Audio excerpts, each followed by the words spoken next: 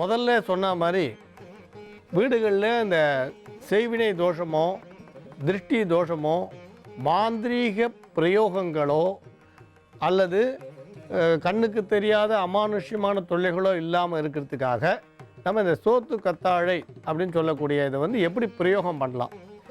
இதுக்கு சொல்ல போகிற மந்திரம் ஒரே ஒரு வரி மந்திரம்தான். அது உங்களுக்கு ஏற்கனவே நம்ம பலமுறை வந்து எப்படிலாம் அதை விபூதியில் மற்ற பிரயோகங்களில் பயன்படுத்தலாம்னு சொல்லியிருக்கோம். அதே மந்திரம்தான், ரொம்ப எளிமையானது. இது வந்து 10 திசை 8 திசை 10 திசைன்னு முதலே சொல்லிட்டோம். ஆகாசம் பூமி சேர்த்து சொல்வா.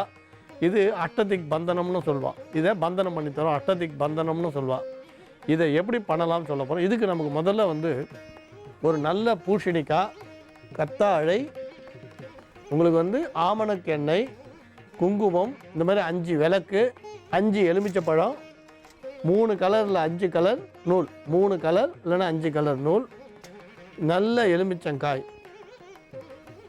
இது உங்களுக்கு வந்து பஞ்சுத்திரி, உங்களுக்கு எல்லாம் கடையில் கிடைக்கக்கூடியது தான் பஞ்சுத்திரி. பூங்கற்பூரம், இது வந்து நல்ல கற்பூரம். இது உங்களுக்கு தேவையான விஷயம். இப்போ நாம் என்ன பண்ணணும், இந்த 5 விளக்கும் இந்த ஆமணக்கு எண்ணெயை எடுத்து சேர்த்து ஏற்றணும். இந்த ஆமணக்கு எண்ணெயை சேர்த்து 5 விளக்கு ஏற்றணும்.